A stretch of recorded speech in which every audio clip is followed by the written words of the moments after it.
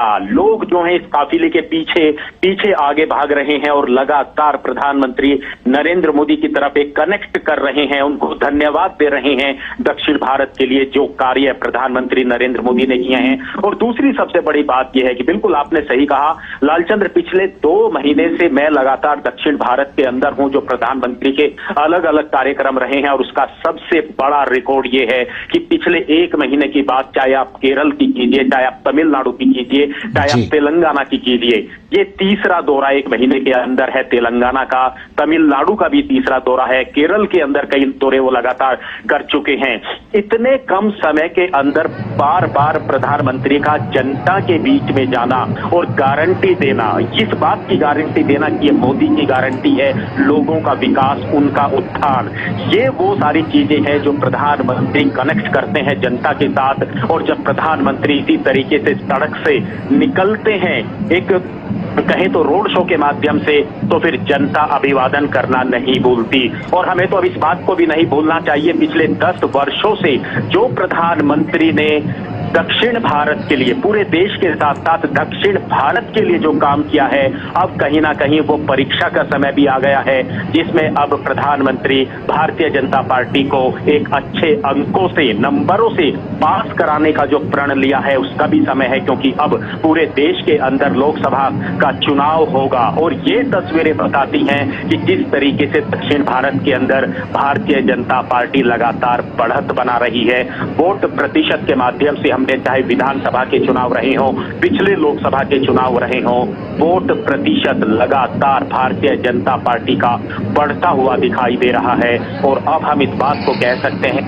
उत्तर भारत की तरह, पूर्वोत्तर भारत की तरह अब दक्षिण भारत के अंदर लगातार कमल के जो झंडा है, बीजेपी का जो झंडा है, वो अब घरों पर, सड़कों पर, गांवों पर, शहरों में, गली गली में अब वो यहाँ पर दिखाई देता है। ये प्रधानमंत्री की लोकप्रियता, केंद्र सरकार की जो कार्य करने की जो कुशलता रही है, जमीनी स्तर पर योजनाओं को पहुंचाने की मोदी की गारंटी, वही आज जनता की भीड़ के रूप में, आज ये तस्वीरों के रूप में दिखाई दे रही है। लालचंद, बिल्कुल आपने सही कहा। अभी हाल में जो विधानसभा चुनाव हुए थे उसमें तेलंगाना के अंदर बढ़ा है, चाहे विधानसभा चुनाव की बात करें, बाकी चुनावों की बात करें, प्रधानमंत्री नरेंद्र मोदी की रैलियों में 2 लाख से लेकर 5 लाख तक की जनता का आना इस बात का सबूत है कि अब यहाँ की जनता भी बदलाव चाहती है और देश के विकास में, राष्ट्र के विकास में प्रधानमंत्री का साथ देना चाहती है। लालचंद, अनुज, तेलंगाना में प्रधानमंत्री का ये रोड शो तो चल रहा है मल्काजगिरी में। प्रधानमंत्री के इस दौरे के दौरान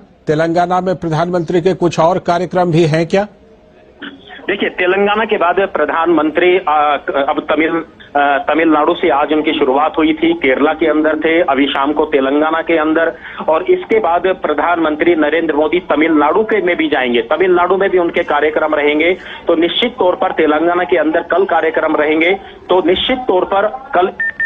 जनसभा जो है वो तेलंगाना के अंदर होगी, जो मल्काजगिरी से करीब 150 किलोमीटर का इलाका है और करीब 5 से 7 लाख लोगों को वहां आमंत्रित किया गया है। एक बड़ा जनसमूह वहां पर इकट्ठा होगा और कल के बाद फिर प्रधानमंत्री तमिलनाडु में भी रहेंगे। तो कुल मिलाकर लगातार दक्षिण भारत के अंदर प्रधानमंत्री के ये दौरे बता रहे हैं और यहाँ की जिस तरीके से जनता अपने नेता का अभिवादन करने के लिए रैलियों के अंदर, रोड शो के अंदर, बाकी कार्यक्रमों के अंदर जो जनता आ रही है, अभी इस बात का संकेत मिला है कि इस बार शायद भारतीय जनता पार्टी को एक बड़ी जीत, बहुत बड़ी जीत दक्षिण भारत से मिलेगी। हम जानते हैं कि जो मीडिया के अंदर जिस तरह की बातें लगातार आती हैं, जो पत्रकार हैं, चाहे बाकी चुनाव विश्लेषक हैं, वो इस बात का हमेशा जिक्र करते थे कि दक्षिण भारत के अंदर भारतीय जनता पार्टी का उदय होना, यहाँ पर उसकी बढ़त होना काफी मुश्किल लगता है। लेकिन पिछले कई वर्षों से अब राजनीतिक पंडितों की वो भविष्यवाणी लगातार गलत साबित होती रही है और इसको गलत साबित कर रही है दक्षिण भारत की जनता, तमिलनाडु की जनता, तेलंगाना की जनता। लालचंद,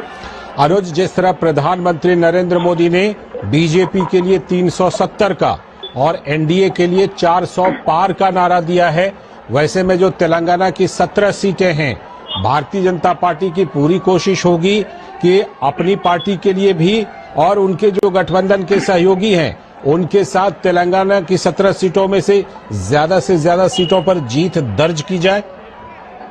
लालचंद्र, अब तो 400 पार के नारे दक्षिण भारत की जनता भी लगा रही है। 370 बिल्कुल, ये भारतीय जनता पार्टी 370 के आंकड़े को पार करना चाहती है, 370 के आंकड़े को छूना चाहती है और 400 पार का जो आंकड़ा है निश्चित तौर पर वो अपने जो सहयोगी दल हैं उनके साथ मिलकर 400 का आंकड़ा पार करना चाहती है। आपने उत्तर भारत के अंदर तो 400 पार का नारा आपने सुना, लेकिन दक्षिण भारत के अंदर जब इस तरह के नारे लगते हैं तो एक बड़ी उम्मीद किसी भी राजनीतिक दल को जगती है और निश्चित तौर पर भारतीय जनता पार्टी को उम्मीद जग रही है, क्योंकि सबसे बड़ी बात यह है कि दक्षिण भारत के अंदर युवाओं के साथ साथ जो महिलाओं की भागीदारी है जन समूहों के माध्यम से वो यहाँ पर दिखाई देती है। हमने आज के रोड शो में भी ये तस्वीर हम लगातार देख रहे हैं कि महिलाओं की जो भागीदारी बढ़ रही है बहुत बड़ी उम्मीद पैदा करती है। और देखिए महिलाओं की भागीदारी क्यों बढ़ रही है, महिलाओं की भागीदारी, युवाओं की भागीदारी बढ़ने के पीछे जो सबसे बड़ा कारण है वो है केंद्र सरकार की तरफ से,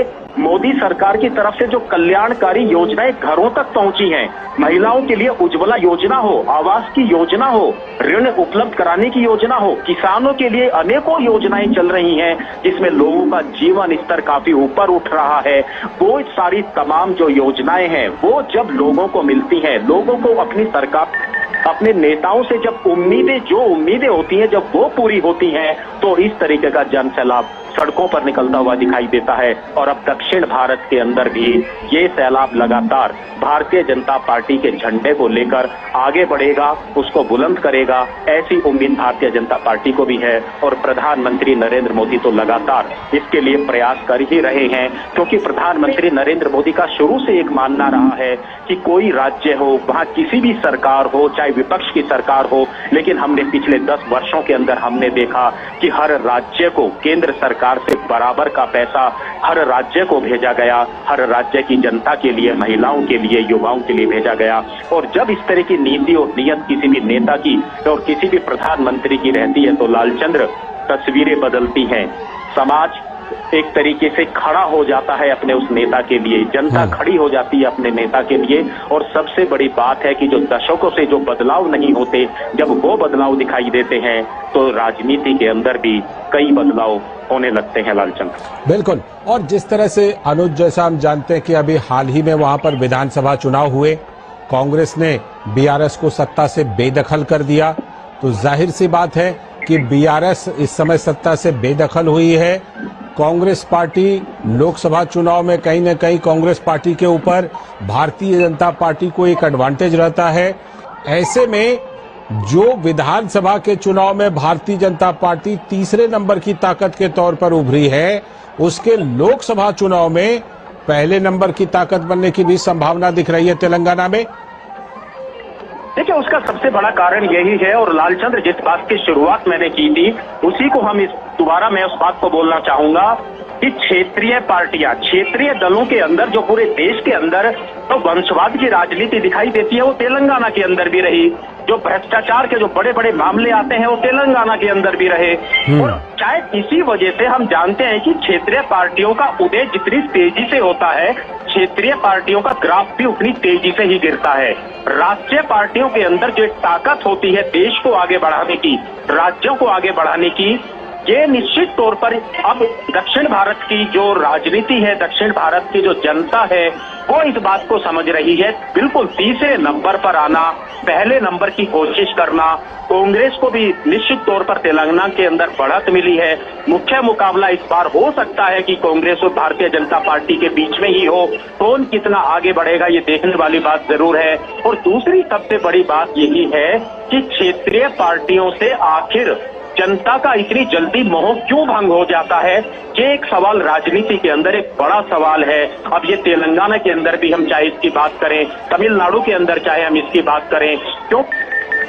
दशकों तक हमने देखा, उत्तर प्रदेश के अंदर हमने दशकों तक देखा कि किस तरीके से, बिहार के अंदर हमने दशकों तक देखा किस तरीके से वंशवाद की राजनीति ने राज्य को पीछे किया, वहां के लोगों को पीछे किया। तो अब आने वाली जो पीढ़ी है, आज की पीढ़ी है, वो बहुत तेजी से बदलाव चाहती है, अपने इलाके का विकास चाहती है। आज जब जनता अपना वोट देने के लिए अपने घर से निकलती है तो वो कई बार सिर्फ सोचती नहीं है बल्कि